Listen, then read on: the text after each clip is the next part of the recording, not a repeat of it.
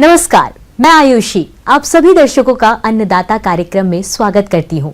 त्याग और तपस्या का दूसरा नाम है किसान। कृषि ही उसकी भक्ति है और कृषि ही उसकी शक्ति है। कृषि ही उसकी निद्रा है और कृषि ही उसका जागरण है। ऐसे ही भारतीय किसानों को खेतीबाड़ी से जुड़ी हुई बहुत सी नई लाभकारी जानकारियां देने के लिए हर रोज सुबह हम आपके साथ आते हैं।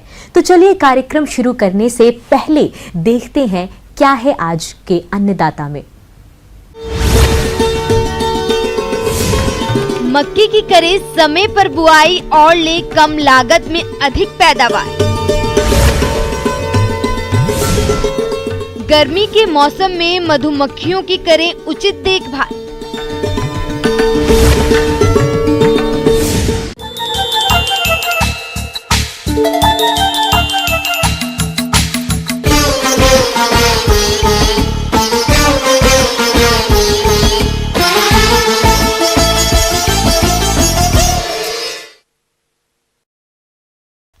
मक्का को पहले गरीबों का मुख्य भोजन माना जाता था, परंतु अब ऐसा नहीं है। अब मक्का को popcorn, sweet corn, baby corn जैसे अनेकों रूप में पहचान मिल चुकी है, जिसके कारण प्रदेश के किसानों का रुख इसकी खेती की तरफ बढ़ा है। और जो किसान भाई मक्का की खेती करने जा रहे हैं, वे किसान इसकी उन्नत तकनीकी से बुआई करके अच्छी पैदावार ले सकते हैं। तो आप किस प्रकार से करें मक्का की उन्नत तकनीक से बुआई, देखिए हमारी ये खास रिपोर्ट।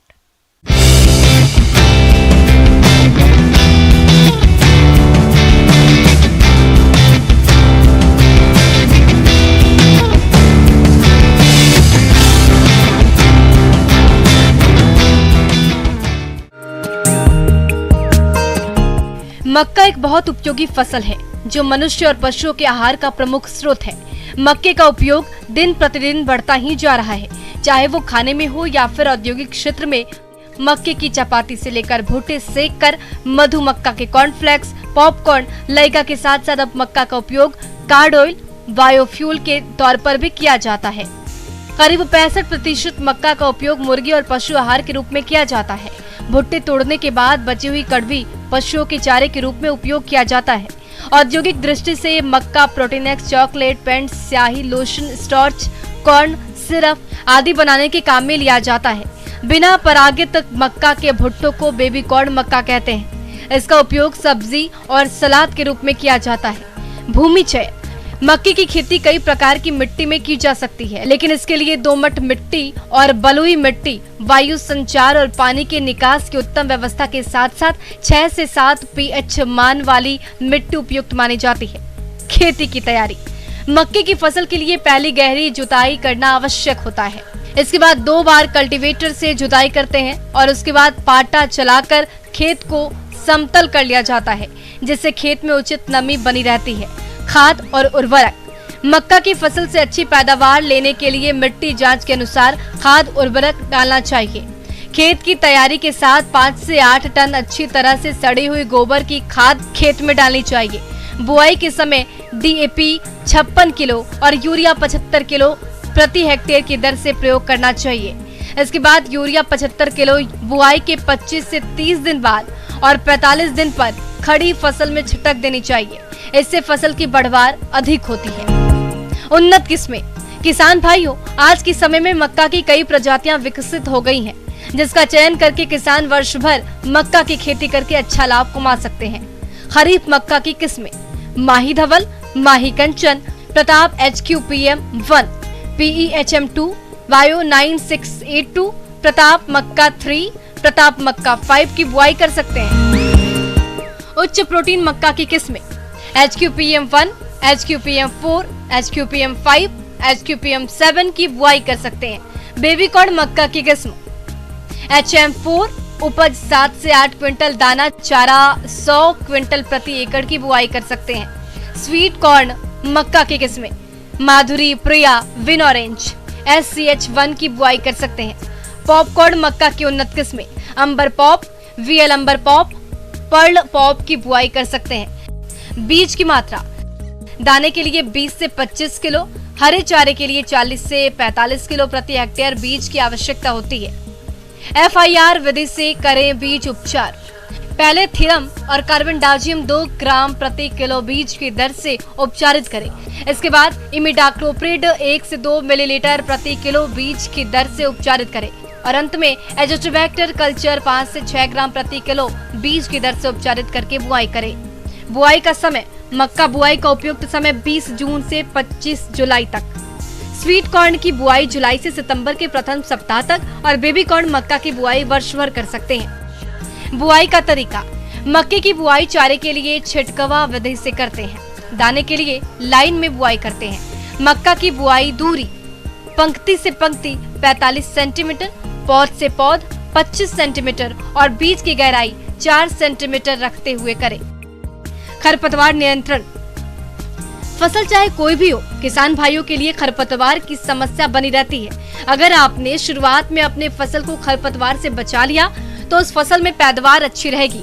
मक्का की फसल को खरपतवारों से बचाने के लिए पहली निराई और गुड़ाई 20 से 25 दिन पर, इसके बाद 40 से 50 दिनों पर करनी चाहिए। इसके बाद आवश्यकता के अनुसार समय समय पर खेत में खरपतवारों को निकालते रहना चाहिए। सिंचाई और जल निकास, मक्का की पूरी फसल अवधि को करीब 400 से 600 मिलीमीटर पानी की जरूरत होती है। इसकी सिंचाई की महत्वपूर्ण अवस्था पुष्पन और दाने भरने का समय है। मक्का के खेत से जल निकासी की उचित व्यवस्था होनी चाहिए जिससे खेत में पानी जमा ना हो सके। ऐसा करने से फसल की बढ़वार अच्छी होती है और पैदावार भी अच्छी निकलती है जिससे किसान को अच्छा मुनाफा होता है। ब्रेक के बाद आप सभी दर्शकों का स्वागत है। चलिए अब रुख करते हैं अगली कड़ी की ओर। हमारे प्रदेश की उत्तरी पूर्वी भाग में बहुत से किसान मधुमक्खी का पालन व्यवसाय करके अच्छा लाभ कमाते हैं, लेकिन इस समय गर्मी अपने चरम पर है और इस गर्मी के मौसम में इनकी विशेष देखरेख की जरूरत होती है। तो आप गर्मी के मौसम में मधुमक्खियों की देखरेख और प्रबंधन किस तरह से करें, देखिए हमारी ये खास रिपोर्ट। गर्मी के मौसम में मधुमक्खियों के देखभाल कैसे करेंगे उस संबंधित चर्चा करेंगे। तो गर्मी के मौसम में 2-3 बिंदु पर ध्यान देना बहुत ज़रूरी है। पहला चीज़ है कि छाया, दूसरा पानी का प्रबंधन, तीसरा भोजन का प्रबंधन। तो इसमें चाय के बारे में वैसे बताएंगे। आपका मकसद अगर कहीं रखा हुआ है उसको तो तुरंत हटा नहीं सकते हैं, उसको धीरे धीरे पेड़ के नीचे रखना पड़ेगा। और अगर माइग्रेशन का स्थानांतरण करते हैं तो ऐसे जगह पर ले जाके रखिएगा जहाँ माइग्रेशन का जो सोर्स है, यानी कि जो भी फसल का सोर्स है उसके साथ साथ छायादार जगह पर बक्से रखेंगे। दूसरी चीज़ है कि पानी का प्रबंधन होना चाहिए। और तीसरी बात है कि भोजन, तो भोजन जैसे बताया कि माइग्रेशन कीजिएगा। गर्मी में स्थानांतरण करते समय बक्सों के ऊपर पानी छिड़कते रहें और यात्रा रथ के समय ही करें। नई जगह पर बक्सों को लगभग 8 से 10 फुट की दूरी पर मुंह पूर्व पश्चिम दिशा की तरफ रखें। मधुमक्खियों को लू से बचने के लिए छायादार स्थान पर रखें जिससे गर्म हवा सीधे मौन ग्रहों के अंदर न घुसे। मौन वाटिका में यदि छायादार स्थान न हो तो बक्से के ऊपर छप्पर या पुआल डालकर उसे सुबह शाम भिगोते रहना चाहिए जिससे मौन ग्रह का तापमान कम बना रहे। इस मौसम में लत्तरदार सब्जी बहुत ज़्यादा उगाए जाते हैं, किसान लोग लगाते हैं। तो ऐसे जगह पर जहाँ लत्तरदार सब्जी बहुत अधिक मात्रा अधिक एरिया में है वैसे जगह पर बक्से को रखिए। इससे मधुमक्खी को भोजन के तौर पर पोलन उपलब्ध होगा, यानी कि भोजन के रूप में शहद उसमें है कि नहीं। अगर है तो उसको और नहीं निकालना है, उसको छोड़ देना मधुमक्खी के लिए। और वो शहद जब ख़त्म होने लगेगा तब आपको भोजन के तौर पर चीनी का सीरा, यानी कि 1 किलो चीनी को 1 लीटर पानी में घोल के देना पड़ेगा। और ये शाम के वक्त दीजिए। और ध्यान रखिएगा कि चीनी का सीरा इधर उधर न गिरे, नहीं तो क्या होगा कि मधुमक्खी, 2 बक्से के मधुमक्खी आपस में लड़ने लगेंगे। ये सब बिंदु पर ध्यान देना जरूरी है। मधुमक्खियों में लगने वाले कीटों में सबसे घातक माइट कीट होती है। माइट कीट एक परजीवी कीट है। माइट की रोकथाम के लिए 85 mg फार्मिक एसिड का उपयोग रुई के फाहे में एक लकड़ी की मदद से लपेटकर बक्से में रखें, जिससे इसकी गंध से कीटों से छुटकारा पाया जा सकता है। इसके अलावा ऐसी जगह जहां पर कीटों का प्रकोप ज्यादा होता हो, वहां पर मधुमक्खियों का परागण के लिए पलायन न करें। मधुमक्खियों को भोजन में पर्याप्त पोषक तत्व उपलब्ध कराएं। मधु बॉक्सों के स्टैंड के नीचे कटोरियों में पानी भरकर रखें। इससे चींटियों का प्रकोप नहीं होगा। वर्प पकड़कर तुरंत मार दें। साथ ही छिपकली, मेंढक एवं चिड़ियों से बचाव करें। जैसे जैसे छत्ता में मधुमक्खी घटते जाता है, वो छत्ता को वो हम लोग हटा देते हैं, क्योंकि छत्ता अधिक रहने से, खाली जगह रहने से क्या होगा, इसमें मोमी पतंगा आने का चांसेस अधिक हो जाता है। वो बरसात के मौसम में अधिक होता है, लेकिन जैसे कि मैंने बताया कि गर्मी के मौसम में अगर 2-4 दिन बारिश अगर हो जाए तो उसी समय से मोमी पतंगा का आक्रमण शुरू होने लगता है। मोमी पतंगा का जो मादा होती है वो अंडा दे देती है छत्ता के अंदर, और वहीं से वो पिल्लू या लार्वा निकल के मोम को ख़त्म कर देता है। मोम के साथ साथ उसके जो मधुमक्खी के बच्चे हैं वो भी मर जाते हैं। तो ये मोमी पतंगा, ये इसके साथ साथ आपका सफाई पर भी ध्यान देना है। गर्मी के मौसम में सफाई करना सुविधा है, क्योंकि जो खरपतवार जो होते हैं बक्सा रखते हैं, बरसात आने पर वो बढ़ जाते हैं। इसीलिए उस जगह को बहुत साफ़ सुथरा करके रखिएगा, ताकि बरसात के मौसम में खरपतवार ना आए। अगर मक्खी से ढका नहीं है तो उस छत्ते को, ऐसा छत्ते को हटा के आप सुरक्षित रखें, ताकि भविष्य में इस्तेमाल कर सकेंगे। ब्रेक के बाद एक बार फिर से आप सभी दर्शकों का अन्नदाता कार्यक्रम में स्वागत है। बढ़ते हैं अगली प्रस्तुति की ओर। किसान भाइयों, इस साल सूखा चारा काफी महंगा है, इसलिए सूखे चारे की बढ़ती कीमतों को देखते हुए जिन किसानों ने हरे चारे वाली फसलों को लगाया है, उनकी चारा वाली फसलों में अधिक तापमान के कारण कभी कभी एक प्रकार का जहरीला रसायन बनने लगता है, जिसे यदि पशु खाता है तो उसके लिए ये हरा चारा घातक बन जाता है। तो ऐसी समस्या से बचने के लिए पशुपालक क्या उपाय अपनाएं, इसके बारे में जानकारी दे रहे हैं विषय विशेषज्ञ डॉक्टर विवेक सिंह। चारा विषाक्तता जो है पशुओं के लिए, हरा चारा का जब हम बुआई करते हैं, ग्रीष्मकालीन बुआई, जैसे ज्वार की फसल की बुआई कर रहे हैं चारे के लिए, तो उसमें उसका उचित प्रबंधन ना होने के कारण उसमें नाइट्रेट और साइनाइड की पॉइजनिंग आ जाती है, जो नाइट्रेट और साइनाइड इकट्ठा हो जाता है। किसान भाइयों, दुधारू पशुओं के लिए हरा चारा एक सर्वोत्तम पशु आहार है, लेकिन वर्तमान में चारे वाली फसलों की बुआई के बाद पानी की कमी के कारण फसल की वृद्धि रुक जाती है और चारा मुरझाकर सूखने लगता है। इस तरह अविकसित और मुरझाए हुए चारे में जहरीले तत्व बन जाते हैं, जिसको खाने से पशुओं में आहार विषाक्तता बढ़ जाती है और पशु की मौत भी हो सकती है। जब वो किसान भाई देखेंगे कि हमारे खेत में पानी की कमी है, पत्तियां सूख रही हैं, तो उसको देखकर वो अनुमान लगा सकते हैं कि हमारे खेत में ये स्किन नाइट्रेट या साइनाइड, यानी जो है चारा विषाक्तता जिसे कहते हैं साधारण भाषा में, वो हो रही है। ये होता है मुख्य रूप से कि जब फसलों में समय से पानी ना चल पाना और अत्यधिक गर्मी का होना, ये इसके कारण है। और इसका जो ये विषाक्तता का दूर करने का है, इसके लिए आप समय से शस्य क्रियाएँ जो होती हैं, जैसे पानी चलाना, ये समय समय पर पानी देने से ये कम हो जाती हैं। इसके अलावा आप खेत में उचित नमी की दिशा में चारे की कटाई करें। कटाई सुबह के समय करें और पशुपालक भाई अपने पशुओं को बासी चारा बिल्कुल भी ना खिलाएं। अगर हमारे किसान भाई इन पहलुओं पर ध्यान देते हैं तो वो अपनी चारे वाली फसल को काफी हद तक विषाक्त होने से बचा सकते हैं। और इसके लिए अगर विषाक्तता है तो आप उसको इन साइलेज के माध्यम से, मतलब साइलेज बनाकर यह विषाक्तता आप कम कर सकते हैं। और दूसरा है कि ये कभी भी इसको सीधे पशुओं को मत दीजिए, उसको काट के उसमें कुछ और फीड मिलाइए, जैसे भूसा है, भूसा मिलाकर खिलाइए, तो जिसमें उसमें साइनाइड और नाइट्रेट पॉइजनिंग नहीं रहती है, उस फसल के अवयव के साथ इसको मिला के आप खिलाएंगे तो ये विषाक्तता कम हो जाएगी, जिसका पशुओं पर कोई प्रतिकूल प्रभाव नहीं पड़ेगा।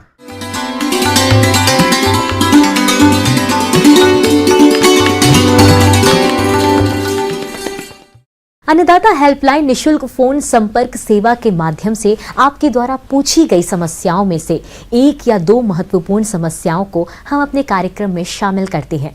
इसी के तहत आज की चयनित समस्या और उसका जवाब इस प्रकार है। अन्नदाता निशुल्क फोन संपर्क सेवा के माध्यम से पूछे गए प्रश्नों में से आज हमने जिस प्रश्न को कार्यक्रम में शामिल किया है उसे पूछा है ग्राम अम्बेरी, जिला उदयपुर के कृषक नरेंद्र सिंह ने।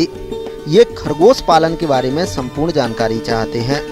तो नरेंद्र सिंह जी, आपकी जानकारी के लिए प्रस्तुत है कार्यक्रम का ये अंश।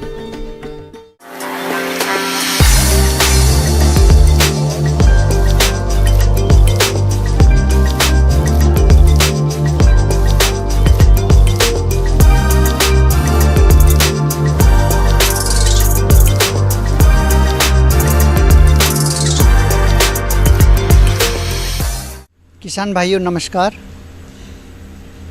पशुपालन में खरगोश पालन एक नया तो नहीं कहेंगे, एक पुराना विषय है, लेकिन यह एक ऐसा विषय है जब किसान इसको अपनाते हैं तो काफ़ी लाभ प्राप्त कर सकते हैं। हम अपने घर में, हम अपने घर के पिछवाड़े में या हम अपने बड़े फार्म में भी इसका पालन कर सकते हैं। खरगोश चूँकि बहुत ही प्यारा पशु है और इसको मुख्यतः मांस के लिए एवं इसको ऊन के लिए, रेशे के लिए और चमड़े के लिए पाला जाता है। अब प्रजातियों की अगर बात करें तो प्रजातियां ऐसी आप रखेंगे जो आपको बाजार में मूल्य दें और उसको बेचने में आसानी हो। आमतौर पर खरगोश की दो नस्लें होती हैं। पहली मांस उत्पादन के लिए, दूसरी ऊन उत्पादन के लिए। मांस वाली प्रमुख हैं जैसे New Zealand white, Soviet chinchilla, black giant, grey giant इत्यादि।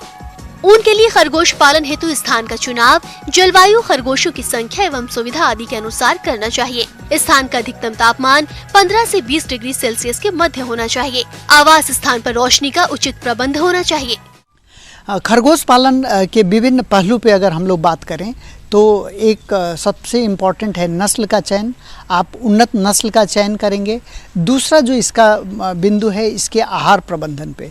आहार प्रबंधन में आप किचन वेस्ट, वेजिटेबल्स अगर आप खेती करते हैं तो वेजिटेबल वेस्ट, साग सब्जियों का जो बाई प्रोडक्ट है या जो वेस्टेज है उसका हम लोग इसमें शामिल कर सकते हैं।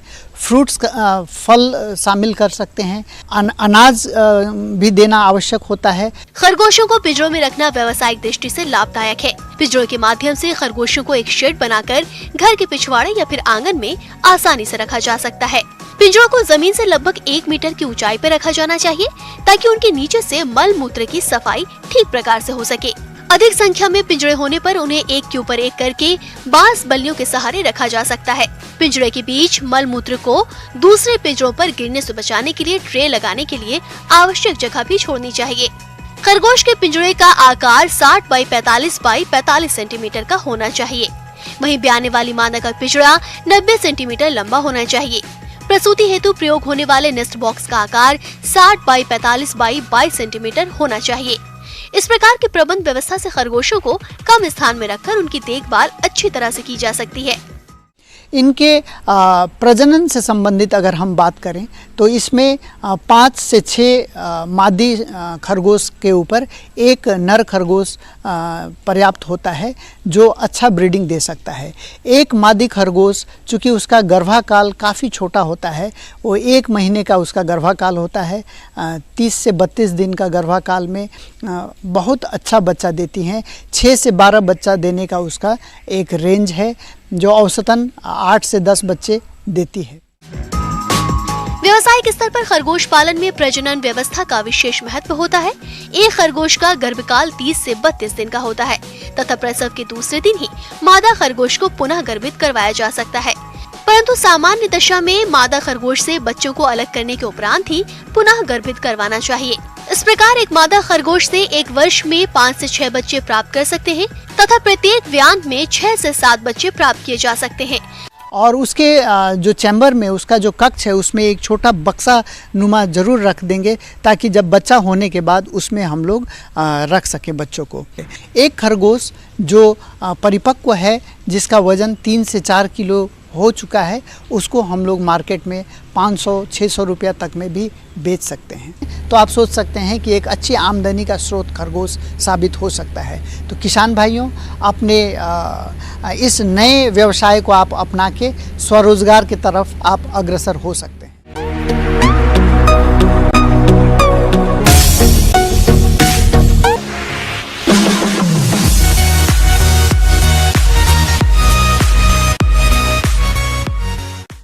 राज्य की विभिन्न मंडियों में कृषि उत्पादों के चढ़ते उतरते बाजार भाव की संक्षिप्त जानकारी इस प्रकार है।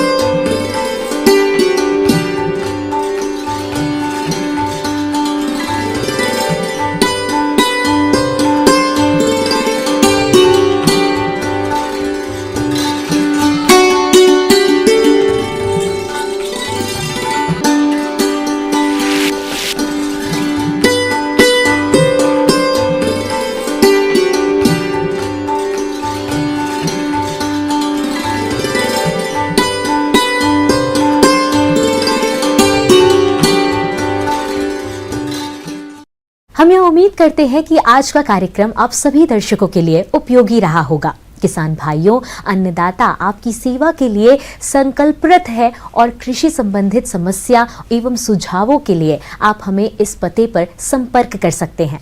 प्रोड्यूसर अन्नदाता, news 18 Rajasthan, Ramoji film city, Hyderabad 501512। साथ ही आप हमें ईमेल भी कर सकते हैं। हमारा ईमेल है p18 annadatarajasthan@nw18.com। इसके अतिरिक्त आप हमें निशुल्क हेल्पलाइन नंबर 180088921163 पर सोमवार से शनिवार सुबह 10 से शाम 4 बजे के बीच संपर्क कर सकते हैं। फिलहाल अन्नदाता की पूरी टीम को इजाजत दीजिए। कल फिर इसी समय आपसे मुलाकात होगी कृषि संबंधित कुछ और महत्वपूर्ण जानकारियों के साथ। नमस्कार।